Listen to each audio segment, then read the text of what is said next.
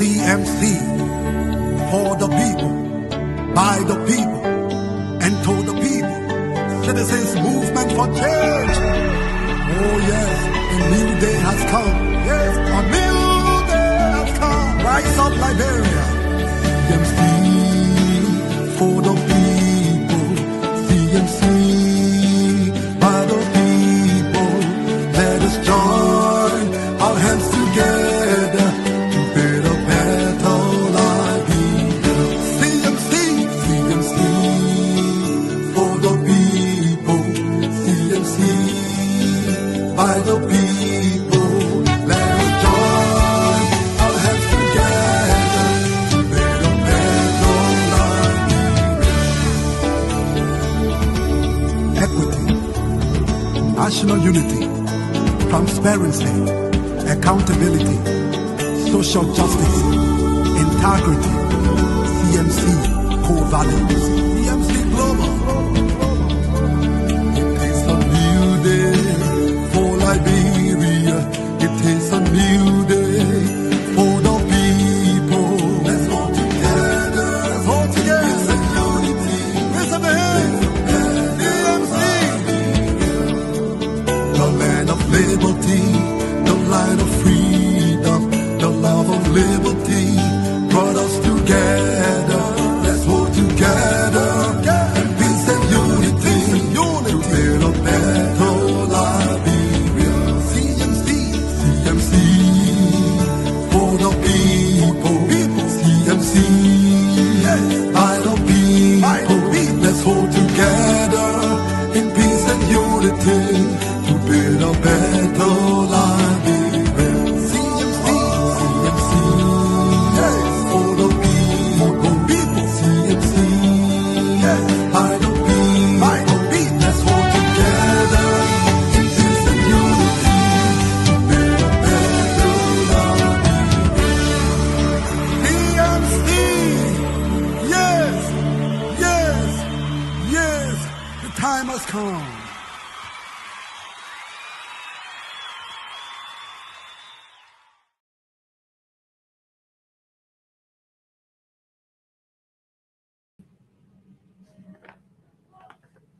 Oops.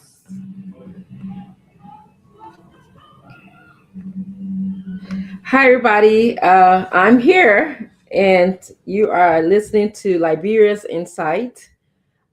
This is where we come to speak about CMC and also some trending political issues that are going on in the country. I am expecting panelists to join me, and I'm looking forward to having them come on tonight. I'm expecting Smith Toby, Mr. Victor Namwe, and also Dr. Yan. But there's so many things that are going on in our country today, and we'll be able to talk to you about. We'll probably be talking about basically what happened at a school in Liberia and the outcome. We shared this information with you last, I believe, when we're here last Friday, and a student was severely beaten in the name of corporate punishment. And so we'll be talking. There's been some development following, the student being admitted to the hospital, the student who was beaten, and a response from the Ministry of Education. We'll also be talking about Smith Toby is supposed to be here tonight. He's going to be talking about um, the development that is going on with CMC. He's going to be giving us the news about CMC, why CMC is different than other political parties in Liberia. We are basically setting the trend for development in the country. For so long, over 170 years, 75 years, our country have been just doing the same old thing over and over and over. And, as Mr. Cummins, Alexander Cummins, the political leader for the ANC, described that as insanity. As a matter of fact, it was, I think, Albert Einstein who came up with that quotation. doing the same thing over and over is described as insanity. But yes, so that is what is happening in our country. We're going to be discussing our political leader, Musa Hassan Bility, and some people ask, "Oh, if what happens if Musa Hassan Bility is not conducting information in the country?" And I think that's an interesting question. Is not conducting the CMC business in the country. I mean, this is what a political leader does. That's why he was elected at a convention to be the political leader. So he speaks for the political party and he leads the political party. And whatever there's other people in the political party. And in order for you to even get to the stage of being a political party, you have to have a political leader. And this is how your paperwork gets processed through NEC, NEC, the body that is responsible for giving permission for parties to operate in Liberia. So I think that is an interesting question. But there are CMC. One thing I like the political party for is that it has a lot of capable members that would just go ahead and continue with the party. This is not about money. This is about our conviction. What we want to happen to Liberia, want to see how Liberia should basically transform into other countries that is in the regions, or even surpass other countries that are in the region.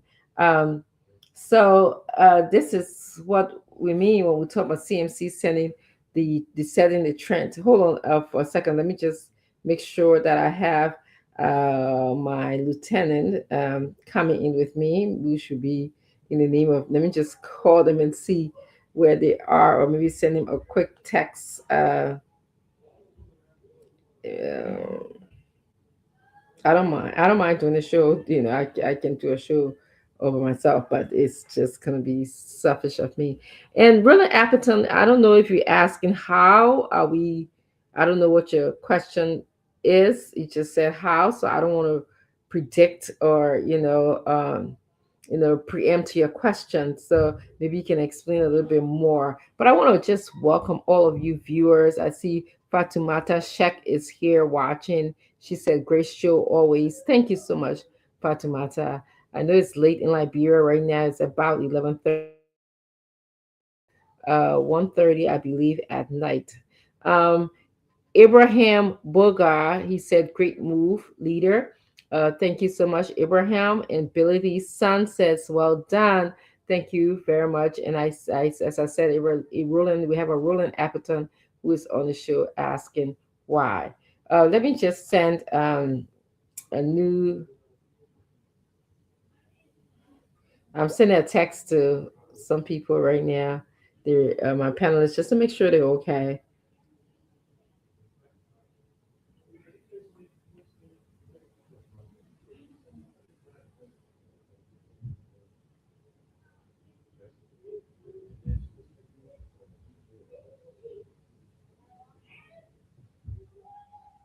Okay, so we're going to be talking about that.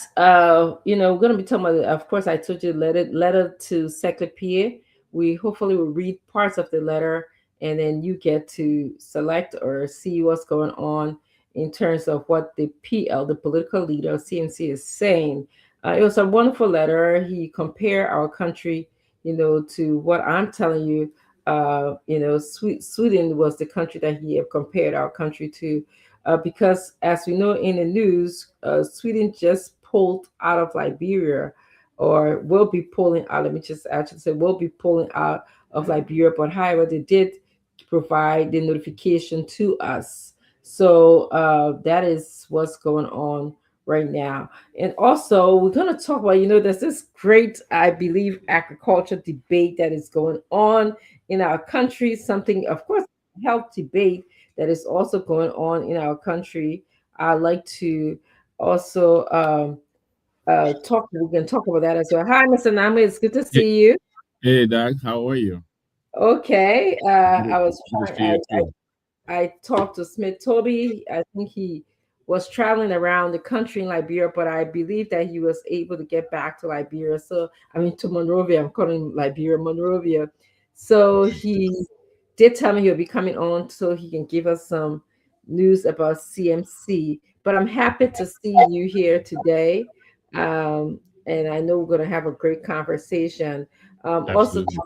Dr. Yan, I did send him, if you can send him a text for me, Okay. that would be fine. Just let him know he may be busy. Dr. Yan is very busy, but I just also want you to know that I'm so thankful that we have some wonderful, wonderful panelists that they take their time to come to to present, to talk about Liberia. That tells us how much they care and love our country. So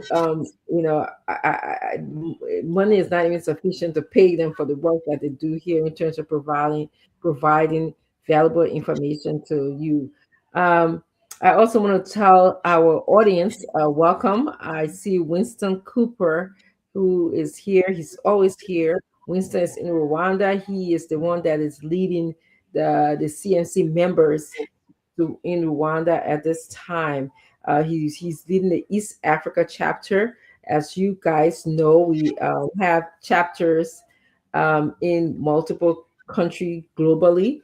This is what makes me the global chair, because I have to check on these different chapters, make sure that things are being ran efficiently. But again, I just want to tell Winston, again, thank you for your hard work. Thank you for all that you do.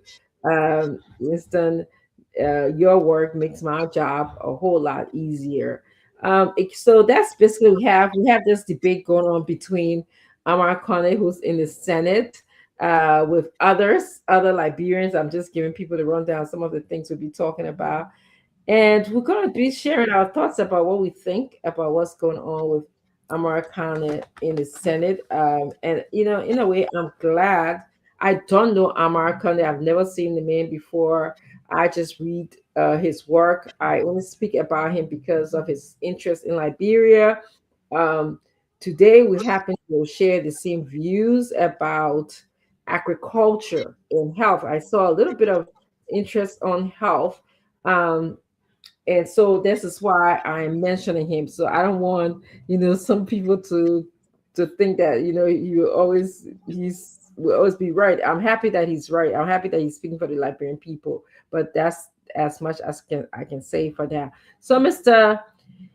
Name, as I said, it was good to see you. So I'm just going to welcome you, basically welcoming our panelists again to the show, and then just give you an opportunity to say what's on your mind. And I'll also then say what's on my mind. I know that I want to just tell you thank you again. And thank you to Opa Kwame Weeks, I want to say as well. The video credit goes to him, but it was you who on Friday brought the whole situation of corporal punishment in Liberia to my attention, and we were able to play a little bit of the video, add to what Mr. Kwame added to in terms of bringing Mr. Weeks basically added to in terms of bringing publicity to this matter. And of course, I want to emphasize that this is just one school in Liberia. I can imagine what is going on with other schools that perhaps didn't fall in the trouble or didn't get the kind of publicity as this one particular school got. So we'll be talking about that as well. But what's on your mind, Mr. Nabwe? Well, thank you very much, Doc. It's good to be with you also this evening. And I want to thank you and thank the platform. I know you said we'll talk about this in detail, but I thank you too for also adding your voice. Yes, we highlighted this issue. We'll talk about it. And thanks to Weeks, as you indicated. Thanks to my nemesis, Shizagoya. So, Yes, you did mention Sizigua because yeah. Yeah, so he brought that to our attention, but we'll talk about it later. So it's good to be here. I saw the agenda you put out, and so we'll talk about the things here. But first of all, let me let you know, Doctor V. I think he's playing dad duty today. He's at his daughter's basketball game, so he may okay. not be coming, but he said he's watching us.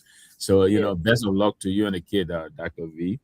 We'll talk yes. about other things, but I was looking at, and maybe we'll talk about this tomorrow when every one of us should have digested. But I was looking at the new latest report, the 16th report, the Liberia extractive, industry.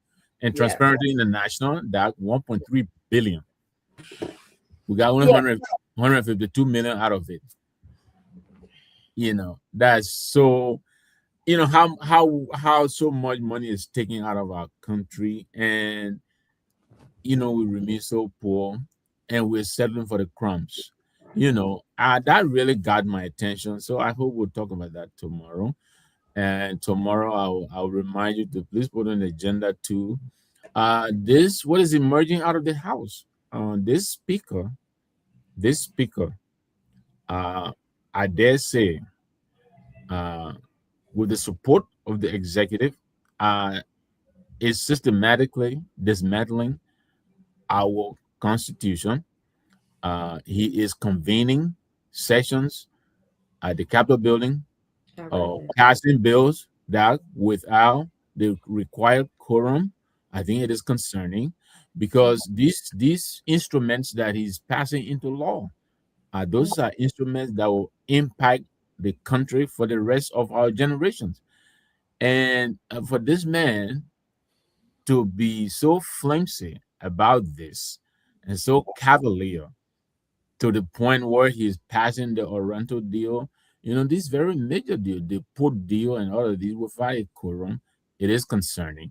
So, but those are the few things that are on my mind. And Sister Gloria is already tapping in here. I love you, my brother. I know, I know we'll fight later on when I get off the show, but thank you for bringing that up, and much love to you. So, You those are know, the few things. yes. So that's so great. In psychology, there's something we got called the love-hate relationship. So definitely when you come in and you speak Brilliant about, guy, dude. Very well, brilliant. Yeah. yes, yes, that's basically what your relationship is with him. And Brilliant. you did acknowledge that he was very instrumental in you having this conversation about what's going Yes. on with that education system in Liberia. Absolutely. And that not to cut you off, I think the outrage really is universal. It cuts across political ideological divide. What is happening? How do you take another person's child and put your hands on them? And to the point where you render them unconscious, and Yes, and you still seem dismissive when her sister is asking you for your phone just to inform the mom to come and clean up your mess and take this child to the hospital so that they will be giving attention, and she refused to give the girl the phone. absolutely. And we're What kind gonna of get person is that? Yes, we're gonna get to that. They also follow up video. I don't know if you follow it. I should have alerted There's a you. follow-up video Caesar sent me. I know now you're gonna people. I didn't watch all of it, but Yeah, yeah, you're I part of watched it. some of it, So, yeah. And he summarized that when we'll talk about it. But a lot of the things said that she felt that they were beating her for. It could have been everything is important, but there are hierarchies of yes. importance. But anyway, yeah, I'll pass Yeah, it back to you. definitely, definitely.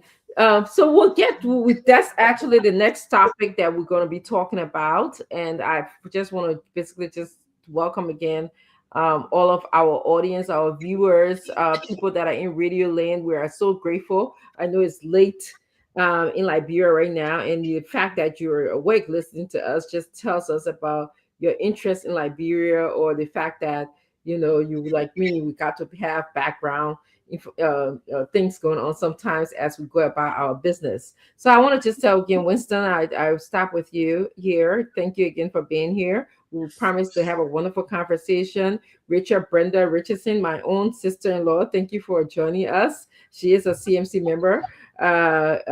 Ishmael Fofana, Ishmael is actually another strong CNC member who is in charge of the youth. Thank you for joining us. And Sissy Goya, your brother is here. We recognize you a couple of times already, but thank you for being here with us. So I'm gonna actually pivot a little bit before we even start talking about this matter. I always like to look at the relationship between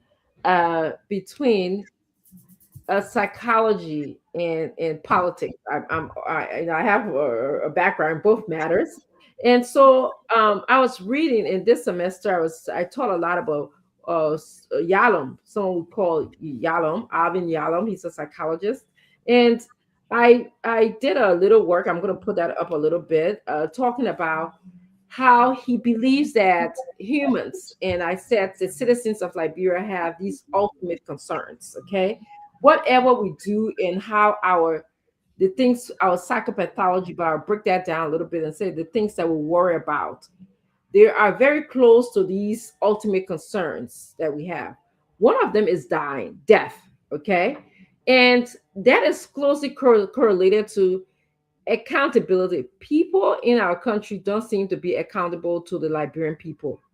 And so, underlying our behavior in Liberia is this death anxiety.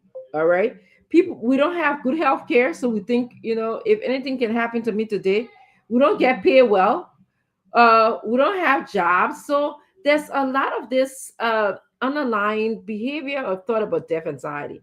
The second thing is our freedom. A lot of Liberians, if you talk to them, they will tell you about corruption in the country. A government will come in and say, "Oh, we're going to fight corruption. Corruption is going to be our number one enemy." And then at the end of the government, we see corruption is still rampant in the country. It becomes a mess. It becomes a total cancerous in our society. I like to say, I mean, corruption, I mean, the fact that sometimes women don't even get treated fairly when in the judicial system, when they go talk about they were raped or something happened to them, they are not treated fairly in the judicial system. It's a level of corruption. You have to bribe people. I saw a news article that's saying that they have to bribe people in order. Sorry, my grandson was just in the office. He told Mama charge my phone. He watching a 5-year and old guy phone told me he wants to get a charge. Um, so it limits our Liberian people way of getting into democracy. It limits them being involved in the democracy because they don't feel free enough or safe enough to do that. Justice tend to be selective in our country, as we are seeing a play out right now. What's going on with the drug situation? Responsibility, good governance. If we continue to have good governance, or if we select the CMC to come into power, we will definitely work towards good governance. And good governance entail people being responsible to the citizens of Liberia.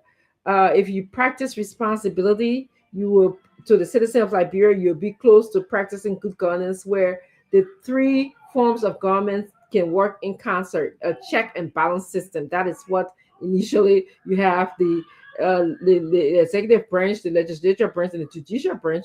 All of them supposed to be checking on each other, and that is one way they can show responsibility. Our Liberian people, they're smart. There are other people around the world, like the Ghanaians, the Nigerians. They are no better than Liberians. Okay, we live to make meanings with our family. All we want to do is support our family. In Liberia, for a time immemorial, I've heard, you got to get an education. You got to be better than your parents, this generation. And that was my parent way of saying, I want you to make meaning. I want you to make something of yourself in this world. Okay, I want you to be able to protect the next generation, and that's what Liberians want to do. But they are not given the opportunity because government in, government out, or the past 77, 78 years, we have done the same thing over and over and over. And so we are telling you that if you join the CMC, or if you follow the CMC, you will see that we are showing you a different way of governance. Okay, we are looking at ways to develop our country. We are addressing. You saw our political leader was only one of two persons who voted against this budget for perhaps again something very historical for the first time that was done in our country. So I will stop here and let Mr. Name. It looks like you wanted to come in. I'll and let you come in. Thank you, Doc, for that crash course psychology. Yeah, those pillars, accountability, freedom, yes, responsibility. I believe it was Willie Tolbert, Dr. William R. Tolbert Jr., I think, who coined the phrase, a wholesome functioning society. Mm-hmm. Yes. Yeah. And, the last part you spoke about, then this is why, so much fuss has been made over the budget. Again, it is only because these institutions, uh, whether it's education, whether it's health, all of these institutions, these sectors that impact our lives gravely, uh, are being underfunded. You know, how do we expect to continue to survive as a society when we continue to cut the legs from under these institutions? You know, you mentioned Amara Kone in your intro. I know we'll talk about him later on, and you acknowledge that yes, he's not a CMC member, but notwithstanding, I think he makes a very compelling argument, and I think he's being very honest. And now, because of his arguments, the knives are out. The rescue train is now out to get him. He has become a pariah. Yeah, yeah. And Sissy over here. Oh, I will accuse him. So I saw that. I saw your post. they're all out to get him. But he's pointing out the systematic defunding of these institutions, whether it be agriculture. Yes. Last week, he talked about the program that Dr. Nuta put out, Yes. 6-year plan, over $700 million. We But came over, into that. over a 6-year period, yes, that Mhm. self-sufficiency, isn't agriculture one of the pillars of the arrest agenda? Absolutely. I believe it's the Exactly, first one, exactly. agriculture. So yeah, and so if you are not funding your signature, projects, then what are you about? Absolutely. What are you about? Yeah. And so he Yeah. talked about that. He talked about education, and I'll give it to you in a moment. And Mhm. I think yesterday I was reading that. I didn't finish reading all of it. I think today he's talking about the health. You Yes. know, how is the budget going up and funding to vital sectors are reducing? What sense does that make to anybody? It doesn't matter whether you're a UP person or a CDC or a CMC person. This is an Mhm. outrage. It is. And people should come up and speak out and Mhm. join their voices with the few right now who are speaking out against this atrocious budget. This budget is unpatriotic. We think it has no vision. We think Mm-mm. this is a chopping show. And we Yes. know it does. Yeah, I mean, so our pastor, the house has already passed it in the darkness, under the cover of darkness, under 1 hour. I like the way they use choppy show. It's a choppy show. It's a choppy show. You got my leave alone. All right, I'll leave you alone. You But know. your budget is on a train. They're on a rescue train going to the Senate now. Amara said he doesn't think he's ready to vote on it. He thinks the budget should be recast and the funding reallocated properly. There is no equity expressed in this budget. Mhm. Mhm. The So. budget rather in its current form is untenable. And I Mhm. hope somehow, some way, we will find the courage to halt the process, think this through, and redistribute this money equitably. Mhm. Mhm. Absolutely, you are so right. We saw, and I hope that Amar Khan will be able to come on our show. I didn't. I Yeah, was waiting for things to digest a little bit, so I will reach out to him and ask him if he can come on and explain, these things to us. It's about time that people begin to scrutinize, look very carefully on how this budget has been heavily stolen money from the Liberian people, or stolen life, stolen productivity from the Liberian people. So he's looking at it, and I see, other people today, like you're right, he talked about the healthcare, and I'll be breaking that down a little bit and sharing that with us as well. But right. Thomas Yesua, I don't know if you remember him, but he was actually, when you came to the Bong Education Alumni Center program that we had, he spoke. He was a guest speaker, and he worked for a very long time with the Ministry of Health, and Okay. he supported Amara's situation. He supported Amara's concepts that, Yeah. listen, in terms of health, you know, we are struggling. We are backward. You can die from different preventable diseases. That's what So I'm looking also to Thomas Tolbert, not Thomas Tolbert Yuswa Yasua to Tobo. put Tobo Yuswa, I think that's his name. Is it? yes, Tolbert. Tolbert he's actually he used to work at the Ministry of Health for a very The long guy time. from the Now, guy from Enfield, right? yes, I Yes, think that's now Tobo he Tobo Yuswa, I think Tolbert that's his name. Yasua, yes, and now he's I think at John Hopkins. Yes.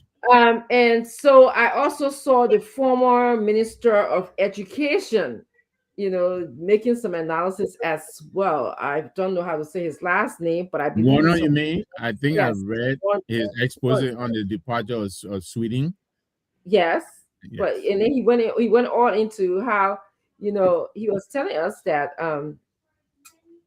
he was telling us that even though there have been some gains, people can say, well, Liberia ranked this on poverty, we went up a notch, on poverty. But if you can't put food on the table to feed yourself, or you don't have a job, or you can't pay your children tuition, how does going up a notch, moving from 58% to 63% on the poverty scale that was developed somewhere else, how does that help us Liberians? So those are the questions he's asking. I read, and we'll talk about that as well. So, but going back a little bit to the school incident, I wanted Yes. to show just to get back to show the beginning of the onset of the situation. And again, video credit goes to Opa Kwame Weeks. Yes. Yes, he was the one who came in and brought the video attention to us, and also to your friend, Mr. Namwe. Mr. Namwe, I think you're on the show, and then I saw it a little bit, and then we hurriedly tried to find it to show it to you. But this was another situation that was just horrible, horrible, horrible situation. How we know? Okay, you can say I think the biggest excuse, you and I got beat, right? People will say a certain generation, nothing happened to us. Right. I've heard that. Oh, I'm not sure if nothing happened to us, to tell you the truth. Maybe we could have been better than we are today. Who knows? You know? Okay. So I'm not sure if I can make that definite answer, but in today's world, okay, we like I think I said Maya Angelou, which I tend to go to a lot. She said, if you know better, you do better. We've seen numerous times, numerous evidence to show that beating kids in school, at home, not help the situation. Yeah. All right. So I'm going to show the video a little bit Yeah. so we can see it. And then I think I did 5 minutes of it. But you will see this video, and then I also have to respond from the ministry, and then we can talk about the response from the ministry. Okay. Leaving her in coma, and she was taken to the Catholic hospital. We were just called here, and what we learned, after she was flogged, the mother came to this particular gate, and that's the mother there. We will be talking to the mother shortly. That's her right there. There are other students who was flogged, and you see, that's the school right here known as Liberia Christian Academy of Excellence. And we'll try to see if we can get some information there. But that's the mother right there. Let's come out here. My people, my dollar coming down money, my people. Hello, ma'am. Hello, ma'am. Hello. What's going on? I said my dollar to school that money. They only call receipt. They care about my dollar call me say mama can Rosie die or the B Rosie briefing one. Well, they want uniform. The student they want my dollar in the area. They my dollar for off. That's her uniform. The uniform, yeah. Now the clothes that our all is talking well. Now the clothes that our my dollar. Now how the children help me. I try to carry the hospital. They took me for all. They get rid of me. Now yeah. Now I people do to me. They all they care about yeah. And do they have teachers here? Anybody? And the teacher they be my dollar. Oh. And the teacher they be my dollar. And the teacher they be what? And the teacher they be my dollar. Oh. And the teacher they be my dollar. So we're trying to see if we can get any student here that saw the beating. Any one of you here?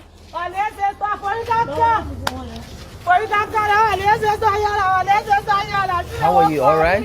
What happened at the school? Come and stand right here. Let's use this. What happened? What happened at the school? This morning we're in class. Everybody also look come. We keep also the ball to also this everybody start calling this for wireless and feel again daily. So they call all the other classes. They reach my class.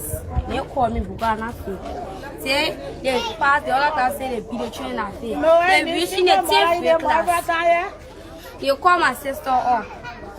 They call local. They not sure more.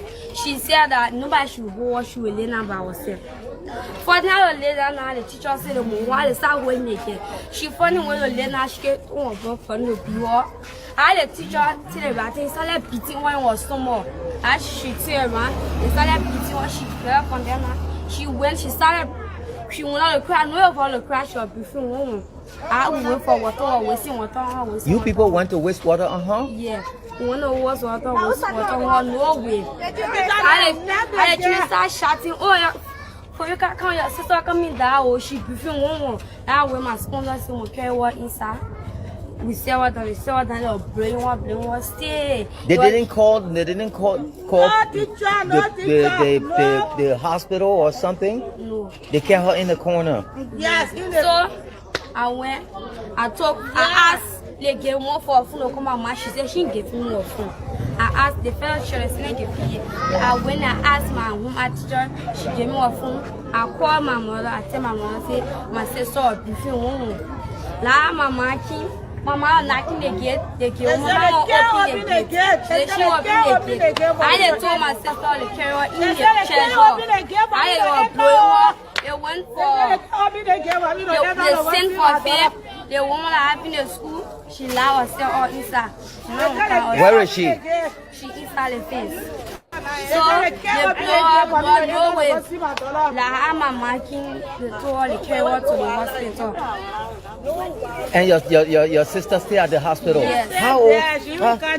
How old is she? These are all students from the school? Yes. Which one of you saw it? They said the German when I explained nothing. There's a girl who I saw. There's a girl who I saw.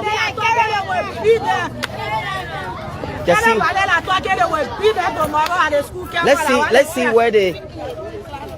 Okay. Wow. So guys, look at this is they beat you too? So you see the mark there from wow. Wow. There's another place. Take a look again. Take a look again.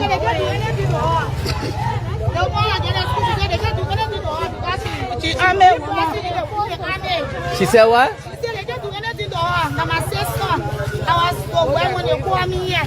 So when we came, we went inside the blood police. My sister blood police. They refused to go. He said he going anywhere. The community will know about my school. That my school can beat children.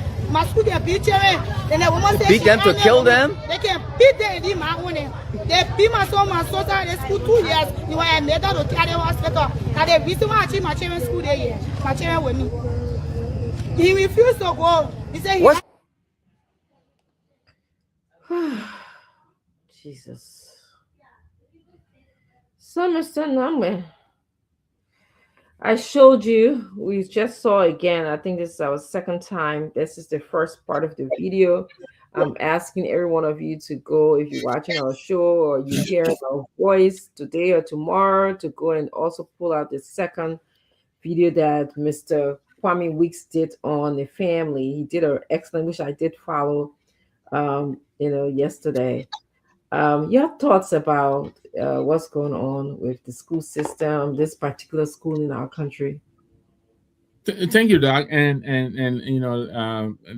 because I'm forgetting, as belated as it may seem, but I think recognition is in order for the Ministry of Education, Dr. Jasu Jala and the team for picking this up. I imagine they have a lot on their plate, but if the functions of the ministry efficiently stratified, there should be somebody who is responsible this sector, and so I don't think they are making any excuses, but I'm just saying, who certifies these institutions? What is what is the criteria being used to certify these people? And again, at the risk of sounding like a broken record, you what is our national curriculum?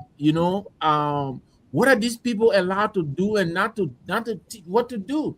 We're talking about $20,000, I think, in the budget for curriculum writing for the whole country, not just not just for and not just for a little elementary school or something like that. But what is our national curriculum? And then the whole concept of physicality in the school system. I mean, look, in respected school at Haywood, they were in the news recently. Yeah. My friend Wendy and other people, I think up to today's day, she's still pushing back Yeah. on people who think it is normal for Leo, Bishop Leo, I think Simpson, or I think that's his name, to stand at the entrance of a school building and put his hand on somebody's child's head and cut in their head. Is that his role? That's his job? How dare you put your hand on my child? But again, there are people who think it is fatherly, he's caring, he cares for the children. No, no, no, no. That you're evading other people's boundaries, privacy. These are very serious consequential issues. So this school, when you go further down in this video, the woman is establishing her pedigree. We beat people here at this school. We beat people and y'all know it. So she's trying to put it on the parent. Y'all know we beat people here, but you're saying your children here anyway. Yeah, maybe the children are doing well, but like you said, we have to find other ways to motivate the children to learn. All right, subjecting them to physicality, corporal punishment and all of that. Yeah, that is it. Yeah, we went through that, and you're saying that studies after studies have indicated that it doesn't correlate to how children learn. And so I hope the ministry is taking up this matter and looking into it. I think that's cool. And another school we didn't talk about, I sent you the video. Yeah. Of a very inappropriately clad, little person. I'm not sure if I know the politically Yes, correct. you did. You did send me that video. Didn't I? That was the one where they were parading in. Yes, the guy's under clothes, and he's all to be performing for little children. That is yes, and so it makes you wonder, what are our value system? What are we teaching our children? Yeah. We telling them, it's okay to naked yourself and parade yourself in public. I mean, is that what we're telling our children? And even the wordings that he was using during his performance, he was talking about relationships, and Exactly. it was inappropriate for those Inappropriate. Because as educators, whether we like it or not, whether we know it or not, we are modeling behavior. That's There are a lot of kids they copy you, they aspire, they want to be like you. You are a role model. Absolutely. And so by what we do, what we teach, all of these things, they impact the children, for a very long time. I'm sure, all of us still remember our elementary school, teacher.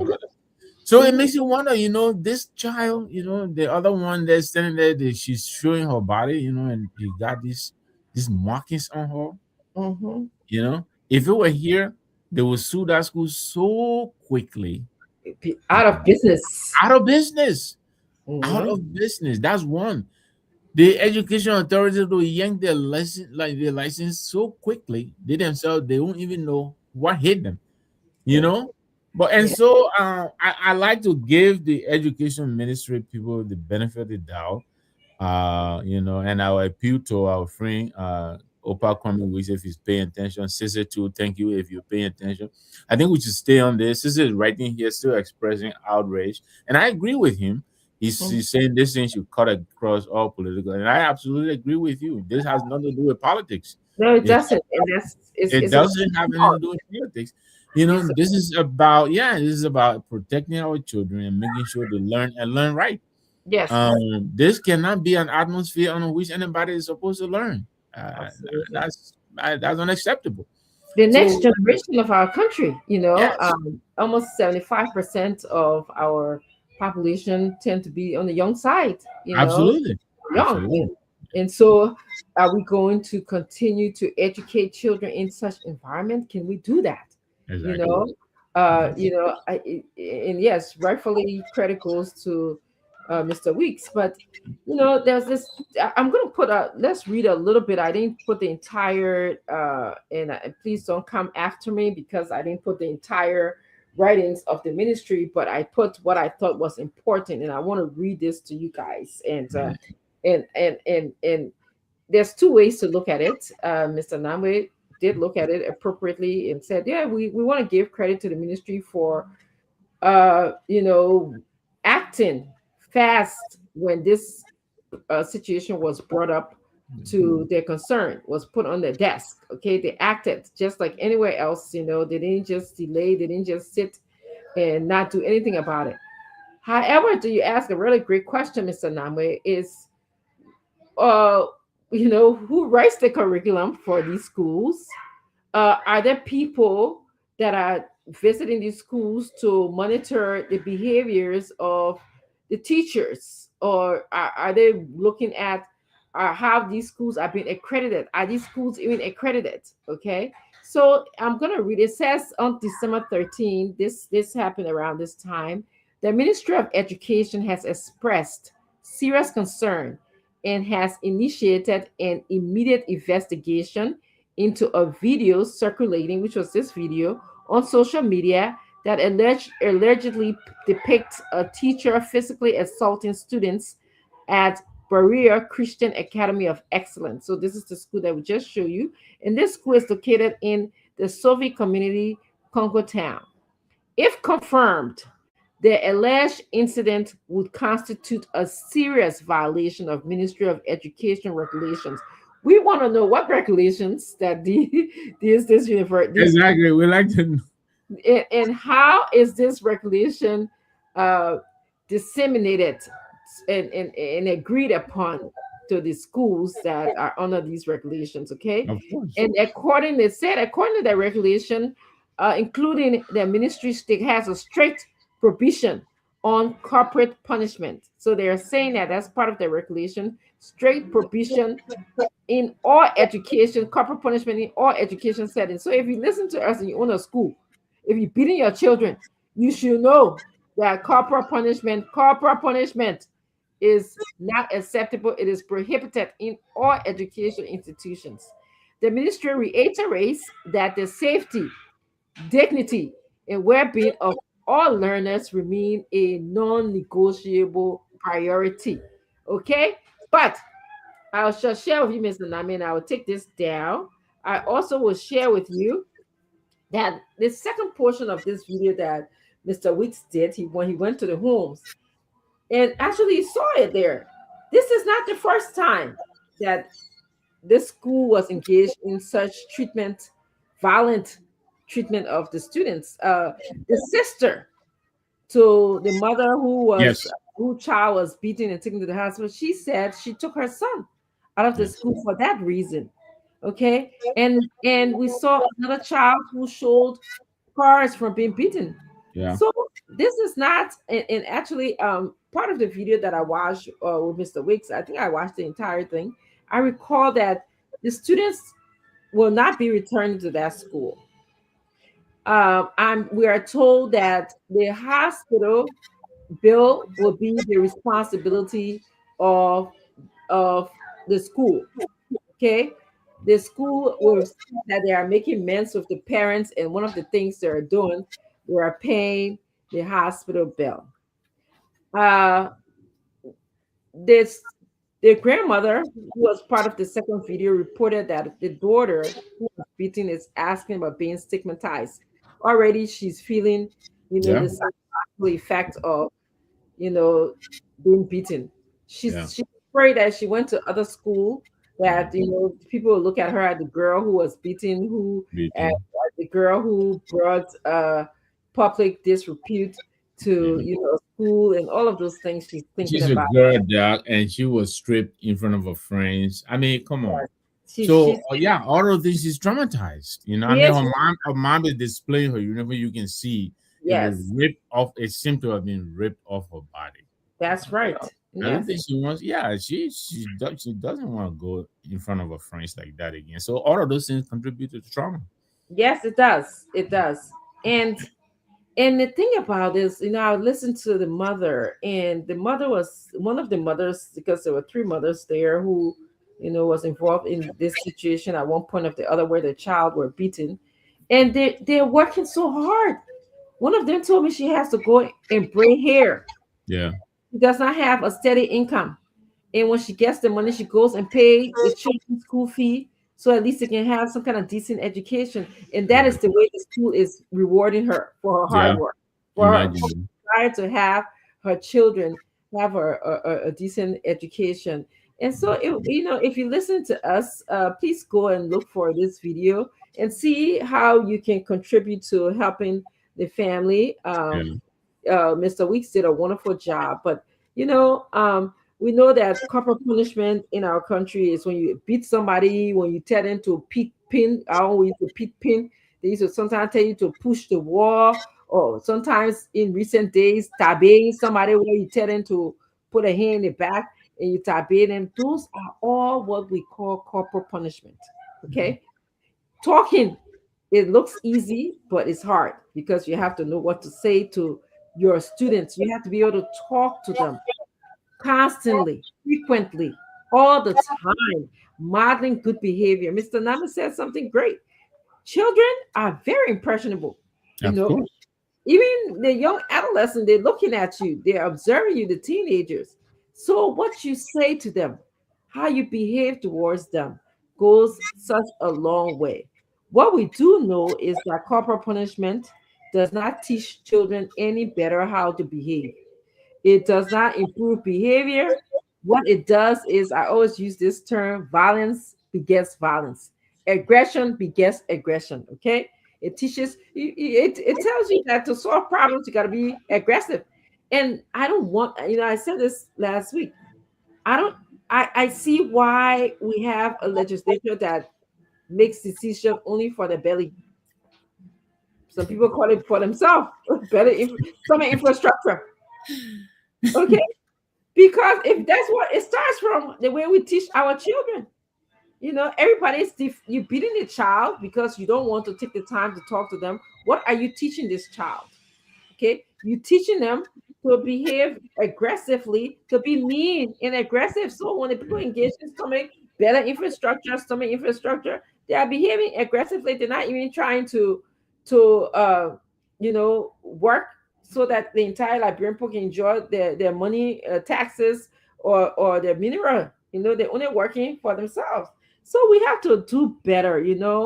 We have to teach our children to have good self-esteem. We have to teach our girls, that it's okay. They shouldn't be traumatized, because as we do know that this type of violence can go forever. So even if the child might seem better, who knows when that trauma will be triggered in her life? Maybe when she have her first child. How is this child expected to raise your children? So those are things that we need to think about, Mr. Namwe. But Yep. yeah, just wanted to stop there with No, this. thank you very much, Doc. And you were tied in the psychology piece because that's your area. But you know the Minister of Education, I think it was Dr. Edward Wonkoyo. Mhm. Yeah, I believe in the last days of the former presidents, the last government. He went out and kind of decertificated a lot of institutions. Some were mostly higher institutions, but there were some of the lower ones. So yeah, so and I don't have permission yet to announce this, but as we're getting ready to reschedule our appearance on air, we might be coming out at a time reasonable enough for people in Liberia to come on the show. Yeah, I Yes, hope we can bring some people on from the Ministry of Education, and let's talk about this. Just like we might want to bring America, and I hope by then, my friend Cece and even Opa coming weeks may want to join us. You know, absolutely. yeah, let's talk about the certification process. How are these schools? Yeah, I appreciate the fact that they want to investigate. That's like attacking, the effect. But how did these schools get to this level? How do these schools become certified? What do they go through to continue to enjoy certification? Are they getting certified just a one shot deal, or do they have to go through continuous reassessment? Institution. Exactly. That is how I believe they will continue to improve when they know that maybe after 2 or 3 years, or maybe every other year, they will come and assess us and evaluate our performance. And if we don't do well here, they may yank our license. That kind of thing might motivate people to want to do better. So we Yes. want to ask these questions. I hope we'll have time, as we transition into probably January or so, when we bring these people on. Let's talk about, and we're not going to bring people on here, to judge or anything. We don't have the answer, but we can all talk about it. And Yes. sometimes in talking about these things, some little very minor details you may have overlooked, will begin to make a lot more sense. You Mm-hmm. know, yeah, because you can't just certify these schools and leave them to themselves. It just looks that way right now. And again, I'm just talking from what I see. It looks that way, and I hope there is a mechanism, to continue to hold these institutions responsible. They have a responsibility to our Mm-hmm. young people. Mm-hmm. And then I've heard these, when I was younger, some of these institutions, they have this attitude that some of these parents, they know better, and they would train the children and train the parent themselves. You understand me? So they take the responsibility on themselves that they would train the whole family. That's not your job. Mm-mm. That's not your job. So I But hope. Mr. Nami, I don't think there's any, even if you want to take on a job of training the whole family, uh, and again, I have to come from psychology background. Sometimes when we said you shake a branch of the tree, you shake the entire tree. When you Right. train this one child, but it's the way how they're doing it. You know, Exactly. So condescending and so unempathetic. No, yes, you gotta be a collaborative anyway. But go ahead, I didn't mean to cut yeah, you off. in collaborative effort in a way that you explain to the children, you explain to the family. There's something that we have in here in this country, in this developed world, like you said. Number one is accreditation. Yeah. In as much as from schools, even just fire drill, you have Yeah. to, you should know that you got to Yeah. have people coming to accredited that you're making sure your fire drill happens 3 or 4 times a year, and you Yeah. have to document that, and you have to send that to someone. Something as simple as that. Okay. Yeah. Okay, even as higher up to the university, we get accredited. We get, I mean, guarantee that we get 7 years at a time at a piece, Yeah. or sometimes 10 years. But we have to do something called a study, a self study on how your program is doing, and you have to submit that at least every 2 years or so. So, Yes. so, and your self-study invite other people to come and look at you, because when you do your self-study, Yeah. you are saying how your program is doing, but then it allows other people to come in, to invite themselves to come Yeah. in, to make sure that what you wrote about your program is accurate, and they will That's be right. asking students the question. So I'm happy that the Minister of Education acted fast, when she saw the video circulating on social media. But what happened to Yeah. those other schools, Exactly. and we, like you said, we're just talking. We need to know regulations, and hopefully someone will come here and address, some of the regulations that they have. Um, I I I I pray, the students were so gracious, and they're in a family, because the audacity of the student not even getting a phone to call the parent. Yeah. Remember, she Yeah. said she went to the gate. She didn't get any help from the gate. She had to go to her home art or home economic teacher. Classical conditioning, Doc. They're conditioned to take it all. For Yeah, them, it's you and I who are seeing the absurdity of what is happening. But for the a good number of them, they don't even know that there is an alternative. You know, yeah. understand me? You're right. Yeah, and You're there's right. even the parents themselves. Can you imagine the mother's sister? She Mm-hmm. endured the same thing. And what did she do? She just removed her children. For her, that was a solution to that problem. Yeah, And yeah, left her daughter, her sister's children there, of course, yeah, And so, yeah. yeah, and so, yeah. So Yeah. these children, yeah, they're standing there. The other girl, with the markings, I'm Mhm. sure there's nothing else gonna come of it. She showed it to the press man, to them, but why? What there has to be consequences, so I hope the ministry will take all of this into consideration. But you're right, what become of these young children? I mean, those children are traumatized. Yes, but did you hear too that when the police came, either the proprietor or somebody Yeah. in the city did not leave. No. She constantly, like you said, I didn't watch the end of that video, but she said that people know that she beats She beat children. one in the army. Yes, she did. So we have to get help, but We got it's serious problems. as much as it's serious, but you know, it just it's so funny. It just bothers me. But anyway, we're gonna transition to our next story. Okay.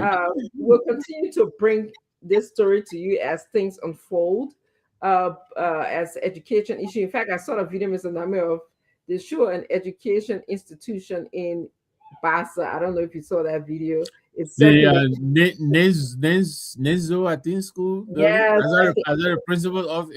yes, the principal of it. So we'll be bringing that to you hopefully tomorrow. I just thought about that, and I know some. We keep saying here it's funny, but it's not funny. It just like it's sad. I saw the building. We'll talk about it later. I saw. Yes, we'll talk about Yeah, it. and I'm saying, is it what? Is it that the principal of? So we'll talk about that. And But we how are long is the school been? Is in 1946? 1946. Oh my God. 1946. That's how the school has been. That school you see now there.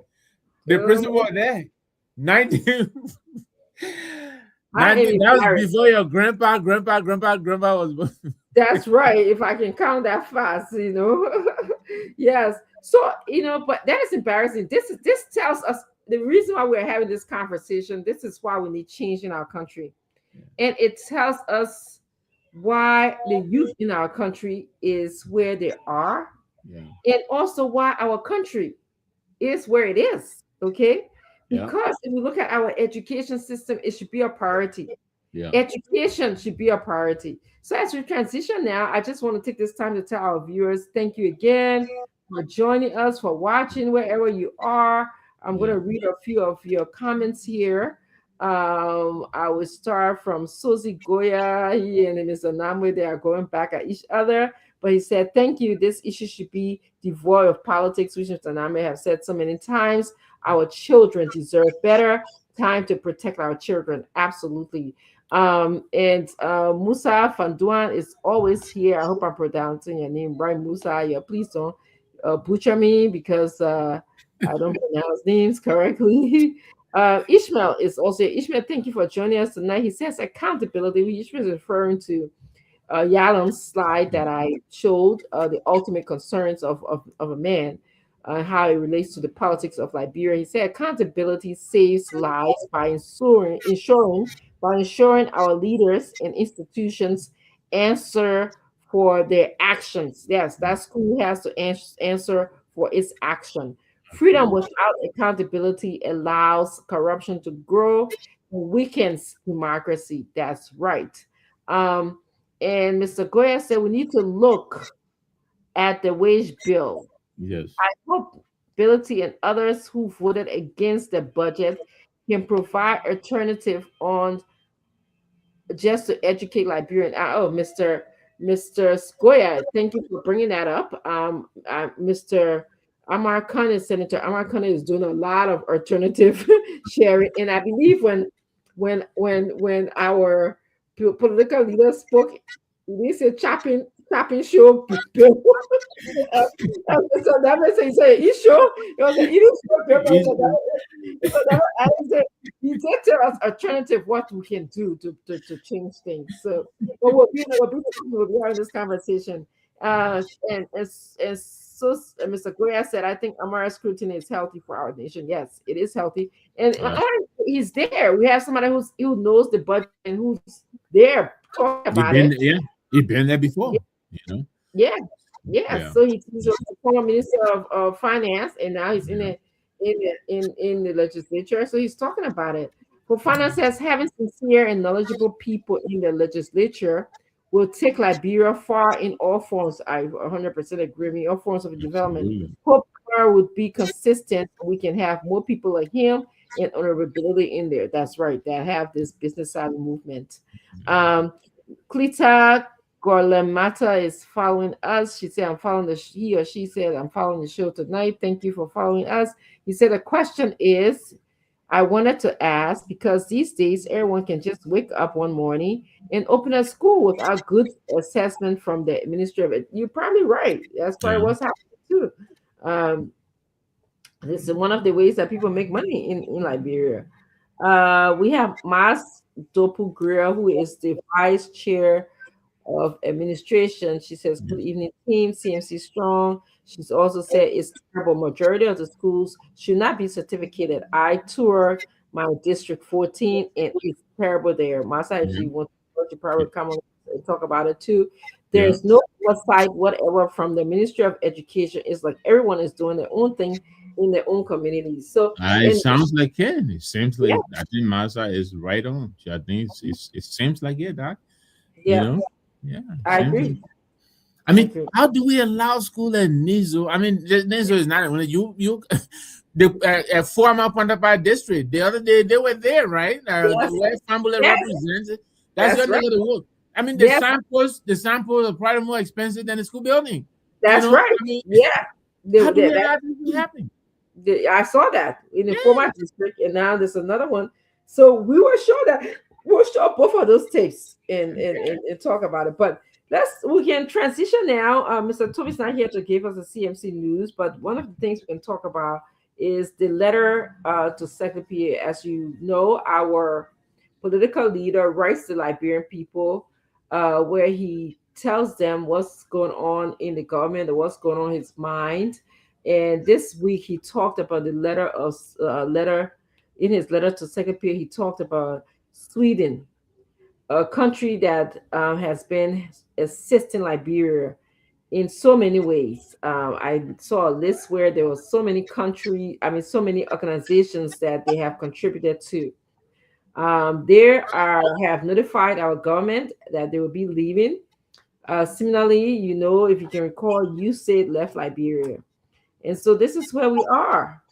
Uh, as we talk about, they supported education systems a lot in the country.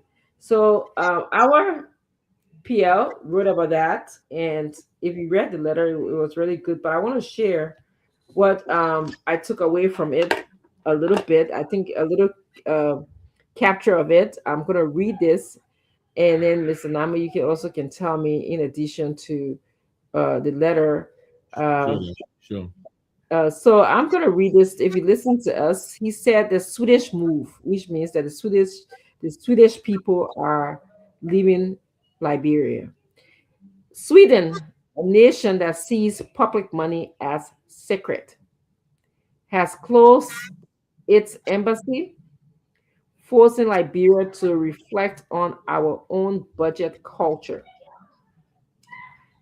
Disciplined nations cannot finance waste and access in others forever budgets review what we honor. Our budget review what we honor, protect, ignore, and quietly destroy. The real tragedy would not be that Sweden left. That's not the real tragedy, as our PL is saying, but that we felt the shock, argued for a few days, and returned to the old ways that brought us here. Yes. That is the real tragedy as our PL sees it. What do you think, Mr. Name? What are your thoughts? Well, Doc, I'm saddened. I think this is, I think Musa ability is coming from that uh that angle that um they have left or they are leaving us, and eventually all of um our uh benefactors will leave us at some point in time. um but what lesson are we learning from this, and what measures are we putting in place um to I don't want to say attune, but to sort of fill the gap. He talked about the tragedy, you know. Mhm. Yes. Is there going to be another 24-hour news cycle, and then we move on to the next of? I mean, just today I was thinking about the Brian McGill case. You know, Mhm. we Yeah. talked about it on end for a couple of weeks. Now we don't we moved on. But what has become of that case and the 14-year? So something like that. So I think the point Musa is raising here. I want you to go further down as you were reading. Said Yes. here, you said here, and I Mhm. know you will read further down. I hope I'm not cutting ahead of you, No, but you no, say, go ahead. yes, if we want partners, That's correct. we must first become a country worth partnering with. If we want partners, we must become a country worth partnering with. Um, you cannot come. I cannot come to you and tell you that this month is title. I can't make ends meet. Uh, you know, um, help me with $100. You know, well, you give me $100, then 2 days later, I meet you at Applebee's, then you spread the table, and then I spread the table, then I invite you. That can't eat. Mhm. What does it say about me? You understand me? Mhm. And that's what we're doing. We go to partners to help us, and then we come and spread the table and live in opulence. But Mhm. these people, how many of them we can point to who get 2,000 gallons a month? For a country of 43,000 square miles, you can Mhm. run from one end to the other end, you know, uh, and do it maybe every day and not burn 500 gallons. Mhm. Why are we giving people 500 gallons of gasoline a month, $2,000 in gasoline assistance? And so, are we what partnering with? Because right now we're like a sifter, we're like a drop bucket. Yeah. You put it in, it falls out. You put it Mhm. in, it falls out. When are we going to be able to fill the the hole, the void? You That's know, right. and Yeah. that's the point. I think that's what I'm getting out of this whole thing. Shooting has been helping us for a very long time, and in spite of all that, we're not able to stand on our 2 feet. But more than that, they're leaving now. Mhm. How prepared are we to pick up the slack? Are we just going to pass the suffering on as a government to our ordinary people? Those people who benefited from street relief all these years, are we going to be able to step in and bring them relief? Or are we just going to leave them to fend for themselves? Mhm. I think those are the things I'm getting. This letter is packed. It just paints a picture of uh in the southeast we call that Jauliadi. Go ahead. Go Yeah, ahead. it-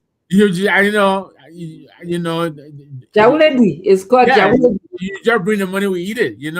You got tomorrow, you bring it again, we just eat it. And And we so cannot do that. exactly, that's what we're good at. That we just people bring their money, we eat it. We sit down, people bring their money. Can you imagine that we who depend on foreign aid, we paying people $15,000 a month? Mhm. How does that make any sense? And giving them uh, gasoline, like you We're said. giving a gasoline. We're giving a scratch car. We're giving we're giving the gasoline for their generator. You Yes. understand me?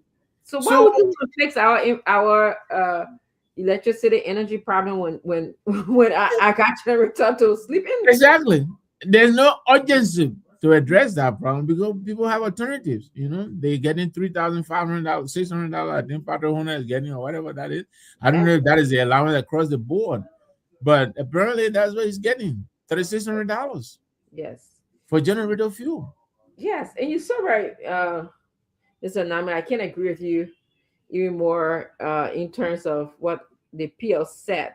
You know that hopefully we shouldn't just make this a news story that would just be something that we'll talk about for 2 or 3 days. You know that these agencies are leaving us, and I get back to the same story that I sing all the time.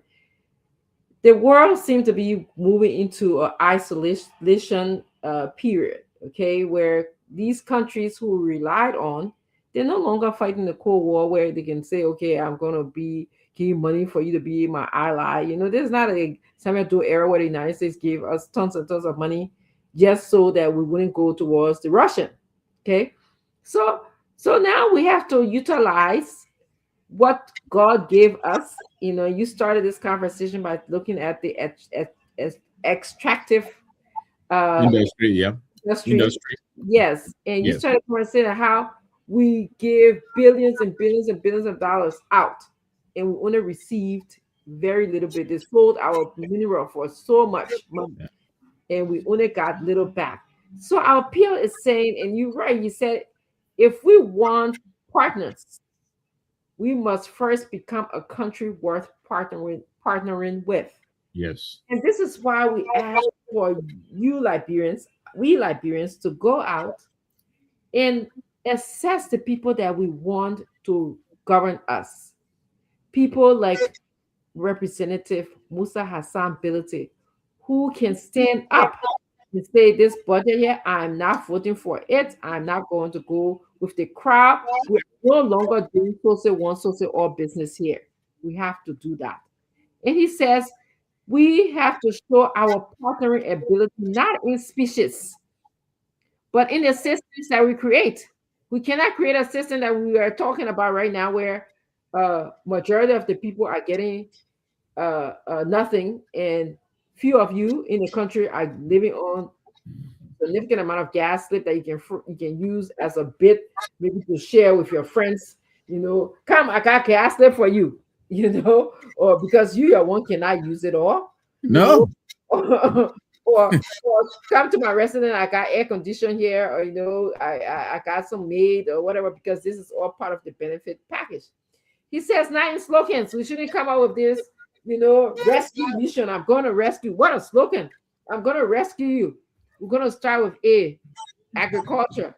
But let's look at what we've put in the budget for agriculture, of education, and healthcare. Is that the real deal there? Okay. And but in discipline, we have to be disciplined enough to say, hey, this is austerity measures we have to take. This is a time of austerity. Uh we have to take an inventory of what we have, what we can do. We have to get out of this colonization mindset and negotiate face to face with these people, because they are not coming. They don't know it. People want negotiators. They're looking for someone to partner with, but they're not looking for people who they can abuse like they are doing to us right now. Um, he said, not in promises, but in proof. Let's show that we can do something. Like Firestone been in our country for umpteen years.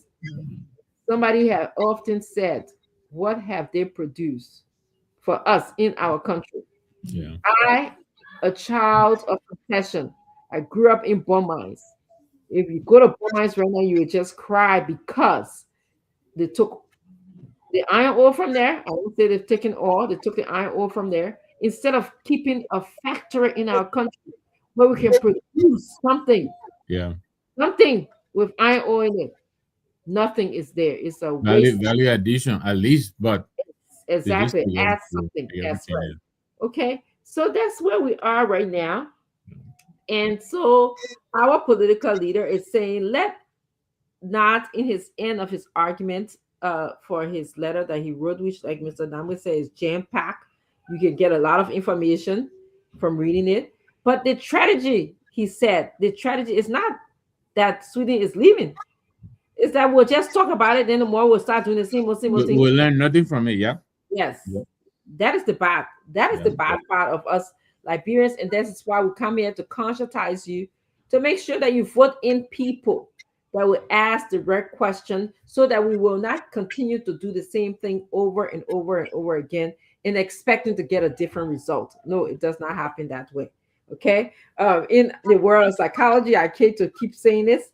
We always say that the best predictor of future behavior is past behavior. When Yep. somebody comes to me and tell me that they are suicidal, one of the ways that I know, in addition to other assessment that I do, that this person is going to harm themselves or kill themselves, I will ask, have you ever tried to harm yourself before? Right. And when they tell me yes, I have a gun at home, I use pills before, my the light bulb goes in my head. Okay. So we shouldn't just come here and do the same old thing that we've been doing before. That's what our PL is calling. He said we need to stop our old ways and ask the question, what brought us here? So that we can be able to find a way to change this system. So I'm just going to give you the last word on this, and then we're going to go on to Mr. Connis, begin to talk about his argument about Okay. agriculture. Any other Thank, thoughts? Mhm. thank you, Doc. I mean, I think the thrust of this letter basically is, um, you know, what lessons have we learned? And just like you said earlier, the global competition that we grew up in, the Cold War, divide, these two hemispheres, fighting over everybody and throwing money at everybody, to win them over. But those years are behind us. Unfortunately, right now, America is dominating. Well, yeah, China is coming up, but we'll be here and there. Japan was coming up, Mhm. And so right now, the Americans are comfortable where they are, and they will continue to take these decisions without, thinking twice. I mean, who would have imagined USA would be closed down? Donald Trump just came in and got her and said, you know what, Rubio, shut it down. That's right. You think if you have Russia breathing down their neck like they did, 30, 45 years ago, they would have done that. No, they would have thought twice. But they can do those things because right now they're pretty much dominating. And so everybody's looking inward, the European community themselves, they look to America for a lot of assistance. And so if America is withdrawing their aid from these countries, they themselves will begin to fold and commit more of their resources to their own people. You gotta when you gotta make sure you eat and you fold before you can help somebody else. That's But right. if you're hungry, how can you give to somebody else? That's not possible. So we have to wake up. I have really, really thought that the stop order from USA would have kind of jagged, kind of shocked us and woke us, But apparently we refused to wake up. That I really thought the government would have used that as a good excuse, to take a scalpel to this whole Mhm. expenditure thing, and Mhm. and and, and introduce very deep, meaningful cuts. But we didn't do that. Not only did we not do that, we anticipate $200 million, a one-shot deal. And what do? We increase, people's allotments here and there. You know, the speaker got increment, president of office. Why? You know, and the CMC political leader rebuttal to the budget. He said that this money we could have formed a cooperative. And I really think this is nothing to do with CMC, and when it makes sense, it makes sense. That's You know, right. put this money in a place where you can grow it. This Mm. is seed money. Let's use it to grow ourselves. $200 million. Put that money down, empower people to cooperate and come in. But if we can survive on $880 million, yeah, you can probably add another 20 million and make it $1 billion, or maybe 900 million. We didn't have to jump it to 2.2 only because $200 million that is available now. So now we're gonna, and if you look at the next 2 years, the budget for the next 2 years are less than this current year budget because that 200 million. It's not gonna be. I mean, we're planning that like little children in a candy store. You Diko Kaho. know, yo, come on, you know. And so I think this is what Musa Ability is arguing, right? We have to change our ways. Yep. You know, who will want to continue to just give us and give us and give us from time immemorial? We're just Mm-mm. begging and begging. We're begging, and we're Mm. not helpless. No. We're not helpless. We're in a learned helpless situation. We learn to be helpless. That's correct. We can get out of this. Mm. We can get out of this. Look at Burkina Faso. When we were growing up, you know, that grandpa producing country, all they had there, but look what that young man is doing. You know, it just requires the committed, the willing, willingness to harness our resources. So I think Yes. that's what the letter is telling us. Political will. The Yeah. political. So hopefully it will wake up, it will jog us out of our sleep and Yeah. make us realize, and this is going to happen. We use a date, Sweden is doing. Who knows? In the next couple of weeks, maybe another country donor is going to tell my people, "Atayo, Yeah. Taedo." I leave it. Yeah. Yeah, No, but you're so right. As the political leader, Musa Hassan Peter said that the Swedish people made a move yeah, already. So it is time for we Liberians to make our move. yeah, And let our move be looking at the resources that we have. And, we can't look at our extractive industry as rich as we are. And we come here and we talk about this on a nightly basis. We got gold, we got iron ore, we got, timber, we got, cobalt, all of these minerals, okay, that is needed on the world market and sells so well on the world market. But yet and still, you know, we are still out there with our hands out yeah, and not at the bargaining table with the strength. We don't come with strength. And I'll tell you, you said something, Mr. Nami, that quite disappointed me so much.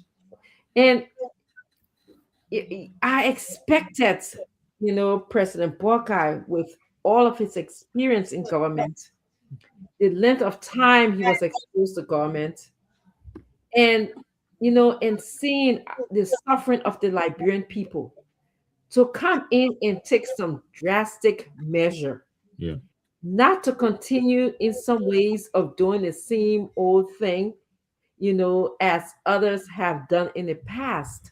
I expected him to come in and say, my pimple, we gotta tie our lapa, yeah, tie it, hard and strong.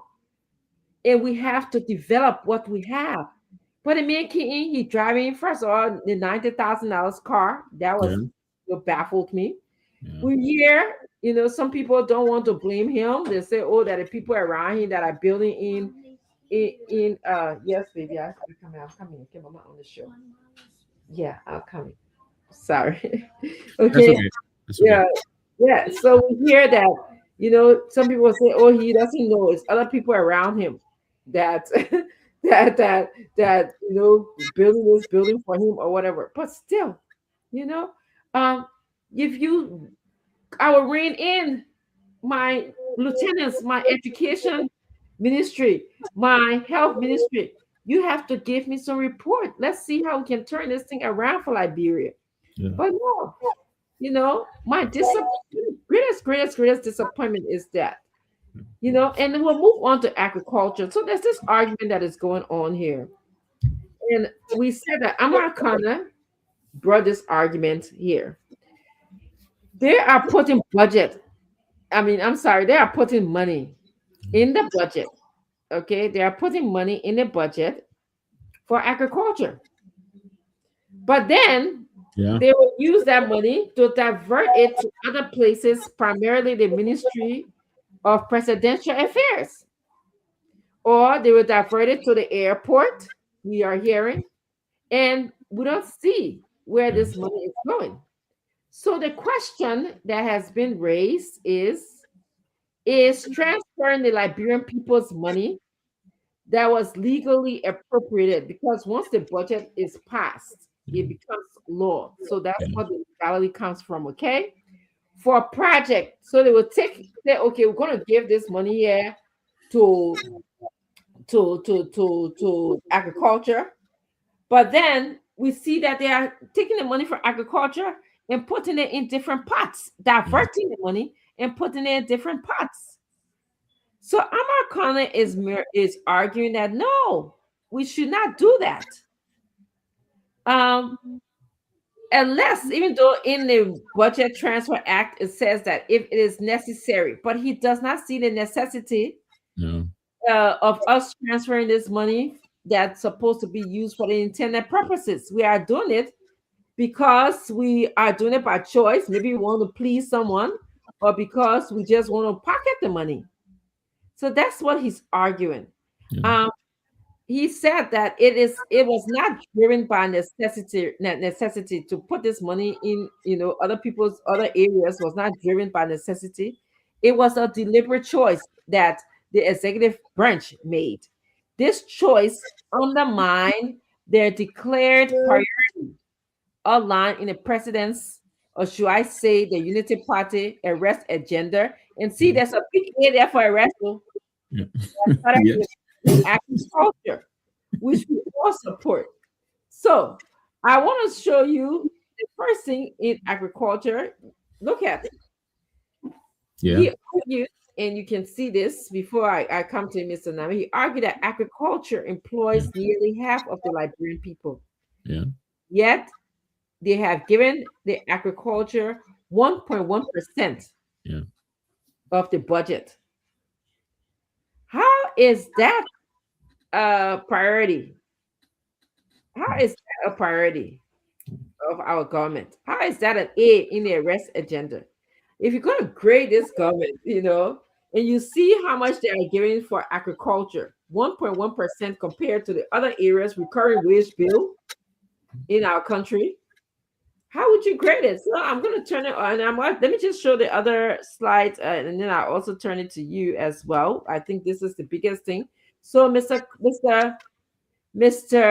Kane is arguing, Mr. Senator Amar Kane is arguing that the agriculture increase was superficial. They said it's giving this amount of money, $16.7 million, and they are diverting $1.2 million away to other things that I mentioned. For example, they said it was the Ministry of Presidential Affairs. And then, of course, our airport. But you would tell me more, and I would tell you more, because we both traveled to Liberia in about a year. About the airport that they diverted this money to, did it go for its intended purpose? So I just wanted to know your thoughts on Mr. And we'll bring more of this to you. We just started with agriculture. Okay, one of the areas in which the arrest agenda came to rescue the Liberian people. Okay, and we see the same thing that is happening. So your thoughts? No, and when this rescue team now were in the opposition, you remember the U.S. Ambassador McCarthy. That's right. Yeah, he took a tour of the country in his last few months in Liberia during President Weah time. Came back and sounded the same warning that he saw a lot of evidence of dilapidation from lack of support, even though these places were allotted money in the budget. But there were several reports of people indicating they received nothing, even though the money was approved in the budget. This is and they were railing against this during Weah time, and this is exactly what they're doing. They put money in the budget. When you go to the write-up, some of the places renovation of the executive mansion, right? Some of these places they have not received $0, and we're in the last month of this budget year, right? And these places, and so the graphic you showed there, over $6 million diverted, approved in the budget, never disbursed, but already used. Mm-hmm. Then they say they distributed other places, but the other thing you mentioned is the whole national security thing. Yes. I think this year $150 million. Well, what is the threat we have so much in Liberia that we require to spend so much money on security? I mean, protecting what? The president Exactly. goes to every function. He practically go to dedicate a toilet. Nobody Mm-hmm. ever bothers him. Where is the security threat? You Exactly. understand me? And so yeah, that's what he's saying. They put these monies in the budget, and we're going to be respectful of the presidency and all of that. But the diversion of these monies, is questionable. Mm-hmm. And to what extent that is even legal, we don't know yet. Mm-hmm. But yes, Amra is sounding the one, and like we said from the beginning of the show, that's why the knives are coming out now. The rescue train, they're bringing out their knives. They're all over social media now. The one-time hero, you know, the John King of the John King of United Party, who won them the election, and I had to go play that video where he was crying from joy, tears of you know. So this man who helped them win the elections, and only because he's speaking his truth. Do you understand me? Yes. They're angry. They're now calling him name. He's inconsistent. I don't understand it. I don't Mm-hmm. understand it. So yeah, he's continued to write, and I have to give him his respect for Yes. doing that. I Mm-hmm. think Amara Kane, he's like Cecil pointed out. I think he's doing a lot of good. I wish John Mollu will come back in his vacation out of his vacation and add his voice to this. But we need that kind of thing. Mm-hmm. I think that the equivalent of the Congressional Budget Office or something like that. Yes. Yes. Yes. Non-political, they give a very very in independent. They give their view on how they see it, and Yes. this is how Amara sees it. Not only is he pointing out the diversion and all of that, he is talking about the potential, the weaknesses that these diversions will engender. They're Yes. taken away from institutions, and the institutions are not being supported, and what this is going to portend for the future. Mm-hmm. We were talking about lack of support here and there, but those are the points he's making, that it is not just taking the money away, and then walk away, but these institutions are left unsupported, and therefore it is weakening our governance system. Absolutely. And these are the concerns he's expressing. I appreciate what he's doing. And I'm sure our UP friends, I'm sure I'm sure they sit and they think through what he's talking about, that, and I think they understand what he's talking about. I wait to see how they intend to, when the noise making brigade, gets up the stage. Mhm. The real policy people, I think they will pay attention to what he's talking about. You know, Yeah. and the good thing about it, he's not deterred. He's not. Yes. Yeah. And I'm happy about that. That it's about time that in one of the striking differences between other political party and the CMC is that we are working for the Liberian people. This is our primary anthem, is that we want justice, inclusion. Yeah. If you work to include agriculture that employs most of the people of Liberia, and you set up a system where you are giving these people. I mean, I saw a tape, Mr. Nami, where somebody, hold on, I'm coming back for my charger. I know your mom, they won't say you go in the room with your mom. Yeah, this take the charger. Yes. Yeah, sorry. Sorry. That's okay. That's all right. Thank you. Yeah. So yeah. So I saw a tip where there was acres and acres and acres of cassava farm. Yeah. That actually go to waste because there's nothing to do with the cassava. The people Yeah. don't have the manpower No. to they planted this farm. They don't have the manpower to dig up the cassava. They don't have the manpower to explore, putting it into a factory. They don't have the manpower to make it into fufu or make it into tipa. And I mean, my farm produced farina. That's not an easy job. You Yeah. got people to patch that cassava, and all kinds of these different things. So why is it that the government is taking money from the agriculture bill Yeah. and putting it into saying that they're building a better airport when we know that our airport is in trouble? I've been to Yeah. that airport. The airport, since it was open or dedicated during Ellen or we had time. There's some people say Ellen got the money, we are put it together and dedicated it. I mean, I have been to the airport where water's leaking. That thing does not mean even what these people refer to as rural airport. That I mean, No, yeah, it it does does seem not. it is really substandard. It is our airport, and I'm sorry I didn't mean to cut you off, but No, that it's is not even anywhere near what an airport is supposed to be like. And they will appropriate money for and what you know president we are, yeah, you got to give him credit. And then like said that Madam Sali started, and mhm. he left some of the things percolating.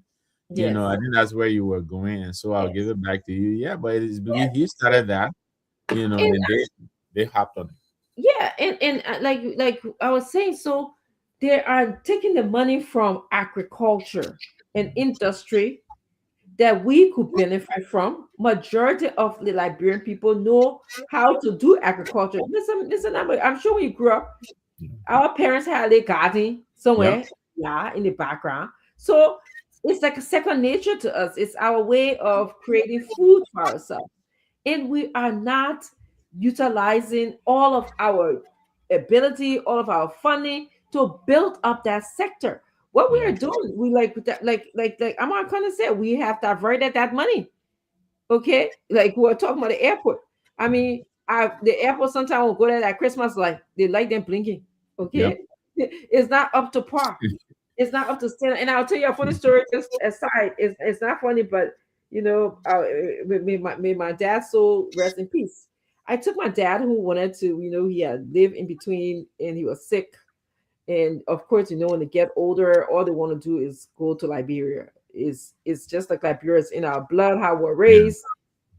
And so at the time, my dad was not walking. He was in his 80s, as maybe a younger person would have walked.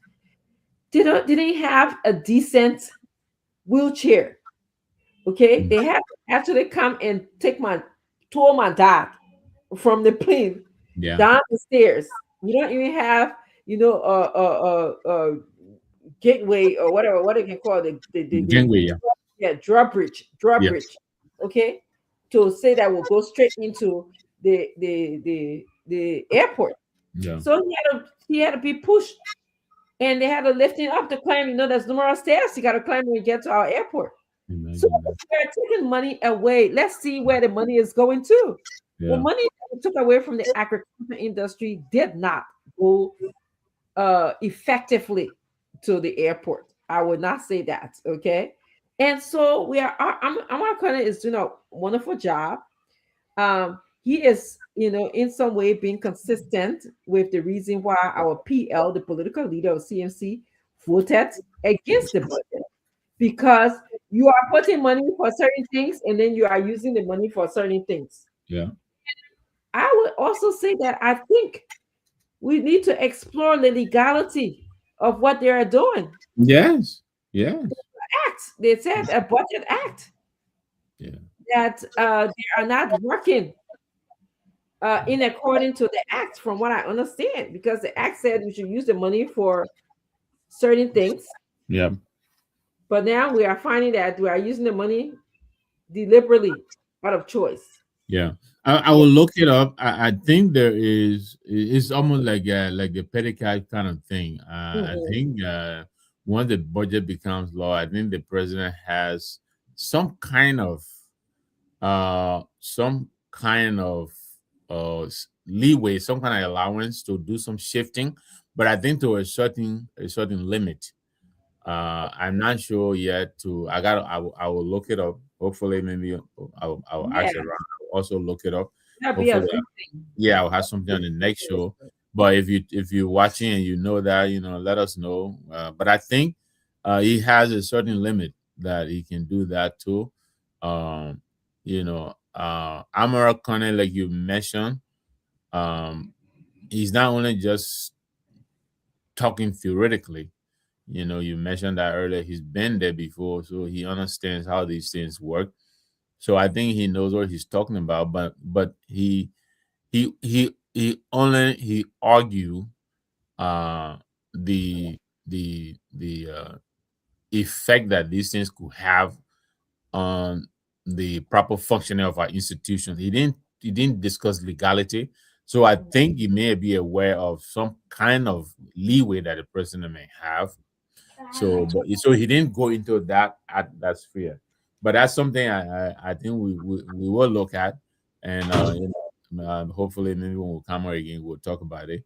But there has to be a limit to what and how it can be done. More than that, when you shift the money, they got to show what you did with it. I think that is that is the concern That would here. be my argument. Exactly, That would it's be my not argument.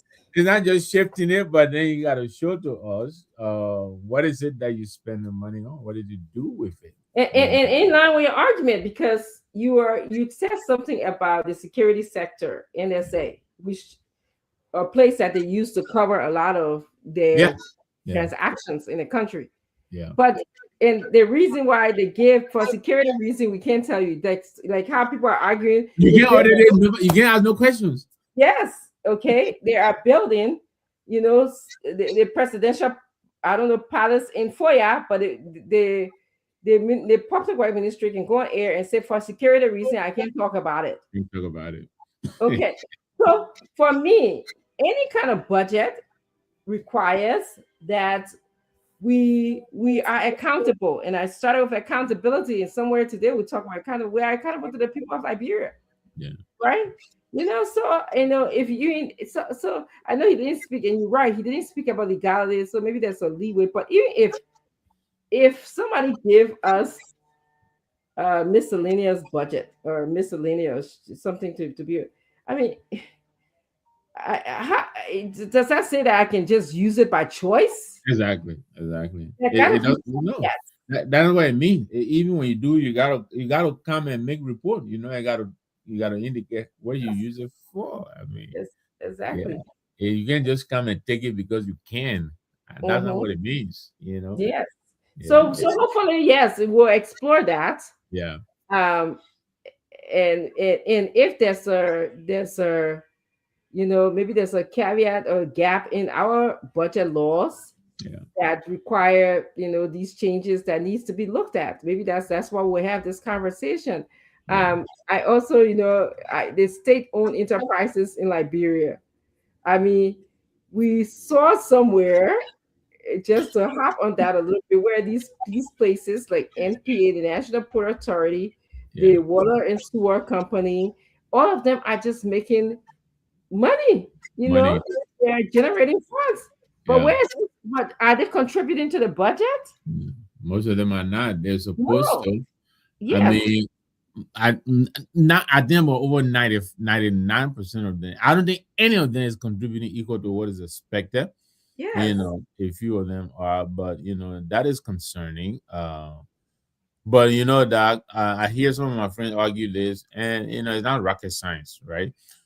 When you give the managing director of NPA, right, the assignment, I'm just using it as an example. So you give him the assignment, and then maybe as the legislator who has oversight responsibility for the port, we are living like Liberia. This person may have probably sent 20 people to the MD to employ. You know what I'm saying? Mhm. So exactly. So this man may have employed his niece, His his cousin. nephew, his little size squeeze. You understand? Yeah, of course. When he Yeah. called him, my man, you report it, then man said, my man, yeah, receive. Yeah, Yes. receive. Yeah. You know, how you think these people are not reporting and nobody's saying anything? That's I right, mean, Mr. Name. how is that normal? We've been talking And about this on top ad of that, just let you nauseum. know, Reverend Tappet is the chairperson of Tell the the boy board. NBA. Yes, and he runs the Unity Party. He's in charge of the Unity Party. Exactly. Exactly. So if you tell Sogu, don't worry about it, man. You know, don't worry about it. You did Sogu will, you know, I understand. I was listening to, you know, your partner there on the other network the other day, Mhm. and I think the first year he came in, he contributed, I think, $2 million. Ever since that time, he has not contributed anything, in spite of the fact that he's making so much money. You Of know, course. yeah, if you're paying for operation, if you are paying so much on operation, then you're not efficient. You know, Mhm. you That's can right. your overhead can be almost 90% of what you generate. You Yes. got to find efficient ways, you know, Mhm. to be efficient and save money.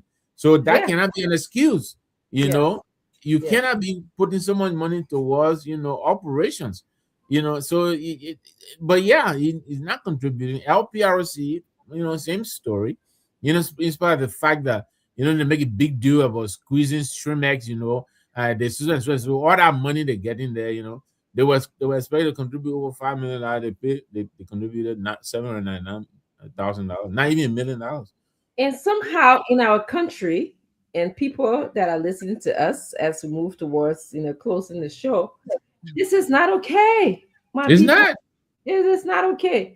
because if we allow these people who are in power to continue to operate in the manner where they are not contributing to the budget, then they will continue to serve only a few in the Yeah. country and not use the resources to serve all Liberians, to be inclusive. Okay, so this is what we're talking about. How can we have these, you can have laws for the budget, and you can have the state-owned enterprises. They have the right, I believe, I know that, to say that, oh, we didn't make so and so amount, so we can't contribute. But when we do know that they are making a lot of Fist, money, yeah.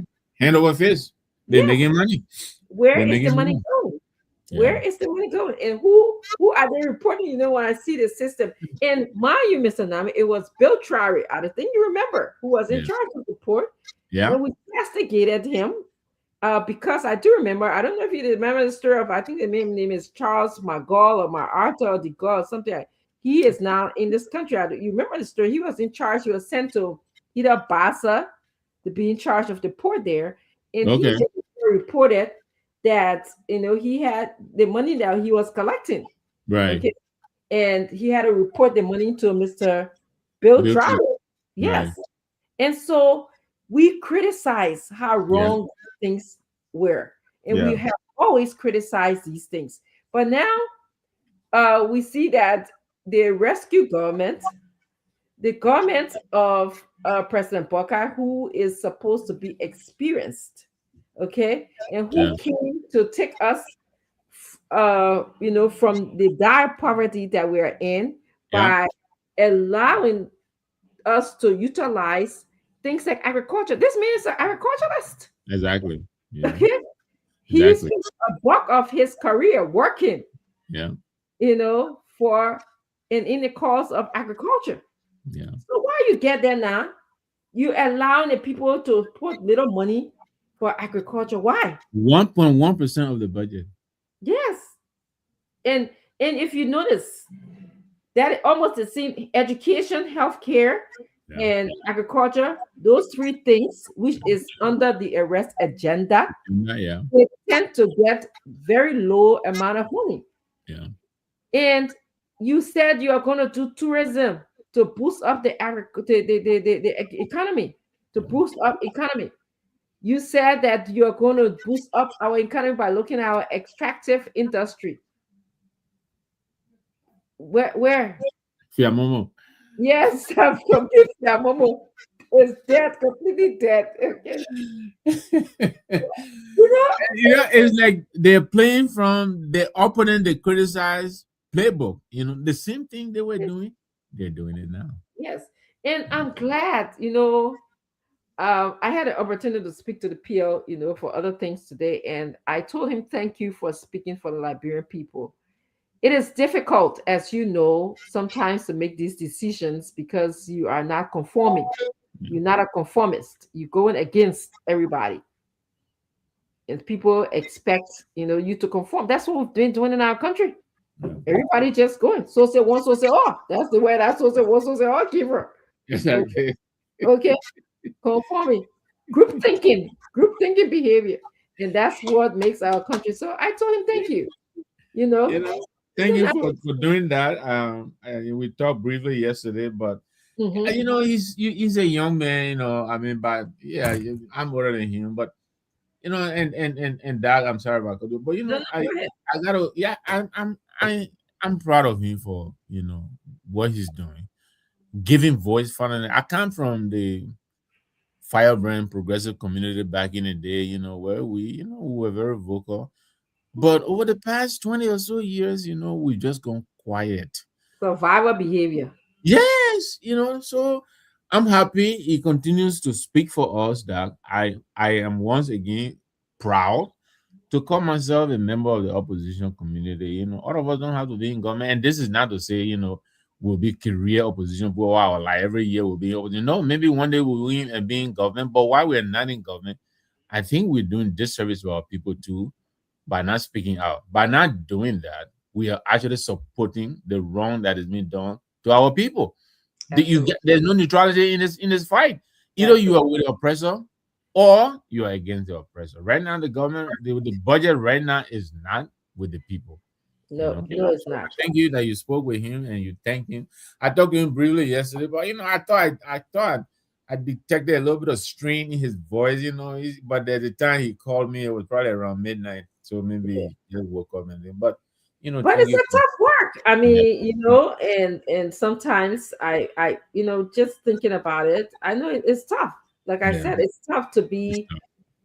Yeah. constantly because this is not like you and I. This is not an easy job, but Mhm. if somebody has to speak for the Liberian people. Somebody has to come to state that we are not going to just do the same old thing over and over, and expect to get a different result. Yeah. But we are going to change things. We are changing the trajectory of our country. Okay, we are going to go into places that have never been developed before. Like every time I smile when I look at people posting Kwani Boni, the Yeah. road to my country, it brings joy to my heart because it's like it's not paved road, but people can get to places, Yes. right?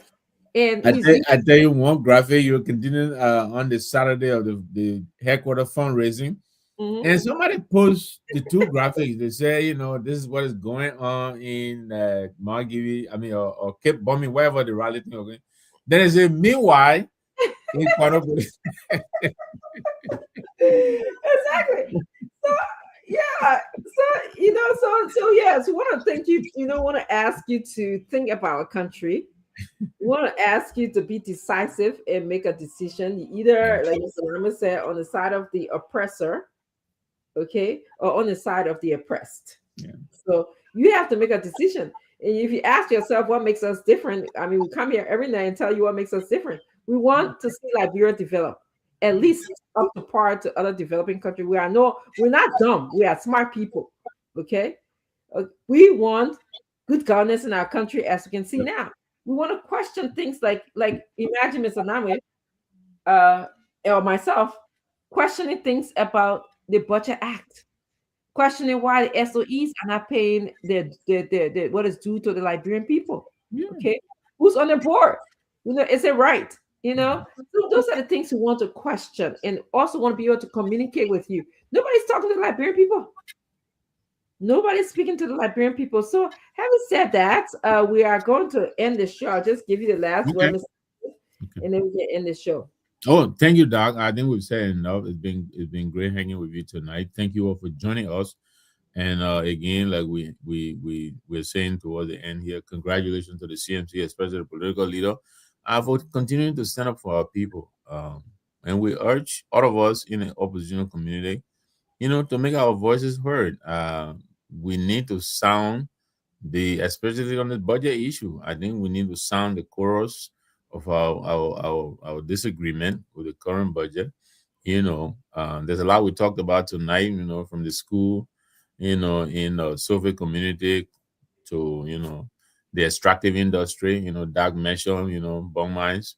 You go to bomb mine now, you want to cry. I used to go to bomb mine. I have people working there, but I haven't been in London. But it's almost like the same with bombing hill that turned into bombing holes. Hills, We can't continue to depend on these extractive. all the places. Yeah, because these things they run out at some point in time, and so while we are getting the revenue, we have to make sure that we use the money so that when those things run out, we can have something to look up to. But we're not doing that. But anyway, it's been great being here tonight. Thank you for the opportunity. All right, thank you, everyone. We'll talk to you tomorrow. Okay, thank you. All right.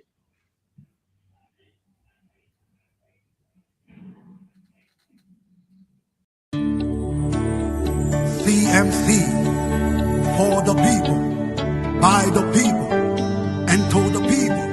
Citizens movement for change. Oh yes, a new day has come. Yes, a new day has come. Rise up, Liberia. CMC for the people. CMC by the people. Let us join our hands together.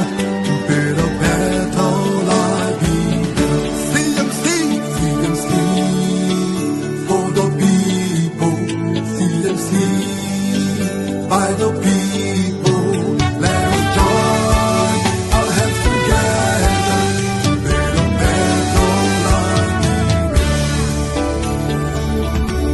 Liberia. Equity, national unity, transparency, accountability, social justice, integrity. CMC core values. CMC Global. Liberia, it is a new day for the people. Let's hold together. Let's hold together. It's a unity. It's a DMC. The land of liberty, the land of freedom, the love of liberty brought us together. Let's hold together in peace and unity to build a better life.